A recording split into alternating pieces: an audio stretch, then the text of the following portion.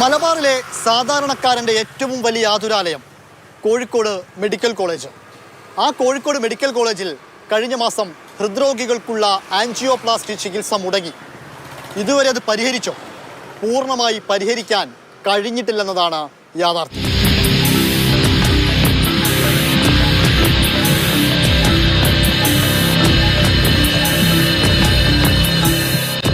കഴിഞ്ഞ മാസമാണ് കോഴിക്കോട് മെഡിക്കൽ കോളേജിലെ ആൻജിയോപ്ലാസ്റ്റി ചികിത്സ നിലച്ചത്.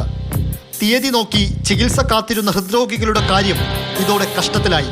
രക്തക്കുഴലിൽ സ്റ്റെന്റ് സ്ഥാപിക്കാൻ വേണ്ട ബലൂണും മെഷ് വയറും കോഴിക്കോട് മെഡിക്കൽ കോളേജിൽ ഇല്ലത്രേ. എന്താണ് കാരണം?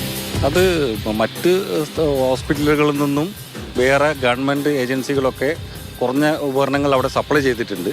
പക്ഷെ അതെല്ലാം വളരെ വില കൂടുതലായിട്ടാണ് സപ്ലൈ ചെയ്തിരിക്കുന്നത്. നിലവിലുള്ള വിതരണക്കാരുടെ കാശ് കൊടുക്കാത്തത് കൊണ്ട് അവരത് കേരളത്തിന് പുറത്തു നിന്നുള്ള വിതരണക്കാരെയോ അല്ലെങ്കിൽ മറ്റ് സംവിധാനങ്ങളോ ഉപയോഗിച്ചിട്ട് വാങ്ങിച്ചിട്ടുണ്ട് എന്നാണ് മനസ്സിലാക്കാൻ കഴിയുന്നത്.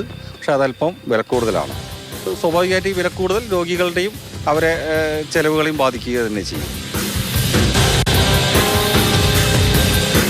വിതരണക്കാർക്ക് 40 കോടിയിലധികം കോഴിക്കോട് മെഡിക്കൽ കോളേജ് മാത്രം നൽകാനുള്ളതാണ്. കൊടുക്കാനുള്ള തുകയുടെ വലുപ്പം പലകുറി കേട്ടു മടുത്തു. ഒടുവിൽ ചികിത്സ നിലച്ചപ്പോൾ പോലും സർക്കാരിൻ്റെ ഭാഗത്ത് നിന്ന് ഒരു അനക്കവും ഉണ്ടായില്ല. ഗുരുതര പ്രതിസന്ധിയായി മാറുമെന്നായപ്പോൾ ആശുപത്രി അധികൃതർ ഇടപെട്ട് പുറത്തുനിന്ന് കൂടുതൽ തുകക്ക് ഉപകരണങ്ങൾ വാങ്ങുന്നു എന്നുള്ളതായി ആരോപണം. സാധാരണഗതിയിൽ 4950 രൂപയ്ക്ക് ലഭിക്കുന്ന വയർ ഉപകരണം 5972 രൂപക്കാണ് പുറത്തുനിന്ന് വാങ്ങുന്നത്. ആ ഭാരവും രോഗികളുടെ തലയിൽ കെട്ടിവെക്കുമ്പോൾ അധികമായി നൽകേണ്ടത് 1000 രൂപയാണ്. ഇവിടെയുള്ള വിതരണക്കാരിൽ നിന്നും ഏകദേശം പലതിനും 1000 രൂപയിൽ കൂടുതൽ വില വന്നിട്ടുണ്ട്. അവർ വാങ്ങിച്ച ഉൽപ്പന്നങ്ങൾക്കെല്ലാം സാധാരണ കൊടുക്കുന്നതിനേക്കാൾ 1000 രൂപ കൂടുതലായിട്ടാണ് അവർ സപ്ലൈ ചെയ്തിട്ടുള്ളത്. പുറമേ നിന്നുള്ള വിതരണക്കാരായതുകൊണ്ടായിരിക്കാം. ആൻജിയോപ്ലാസ്റ്റിക്കുള്ള ഉപകരണങ്ങൾ മറ്റു ആശുപത്രികളിൽ നിന്ന് എത്തിക്കുമെന്നായിരുന്നു ചികിത്സ മുടങ്ങിയപ്പോൾ മെഡിക്കൽ കോളേജ് അധികൃതർ വ്യക്തമാക്കിയിരുന്നത്. എന്നാൽ അതുകൊണ്ടായില്ല. നേരത്തെ ഒരു മാസത്തിൽ 200 മുതൽ 250 വരെ ആൻജിയോപ്ലാസ്റ്റി ചെയ്തിരുന്ന കോഴിക്കോട് മെഡിക്കൽ കോളേജിൽ 100-ന് താഴെ കേസുകൾ മാത്രമാണ് ഇപ്പോൾ നടക്കുന്നത്.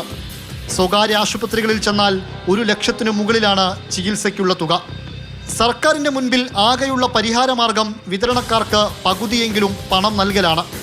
അങ്ങനെ പണം നൽകിയാൽ ഉപകരണങ്ങളുടെ വിതരണം പുനരാരംഭിക്കാൻ വിതരണക്കാരും ഒരുക്കമാണ്. അല്ലാത്ത പക്ഷം ഈ സിസ്റ്റം അത്ര കണ്ട് ഓക്കെ അല്ല സാർ. ഈ പറഞ്ഞ പ്രശ്നങ്ങളും പ്രതിസന്ധികളുമൊന്നും ഇന്നോ ഇന്നലെയോ തുടങ്ങിയതല്ല. എത്രയോ വാർത്തകൾ വന്നിരിക്കുന്നു.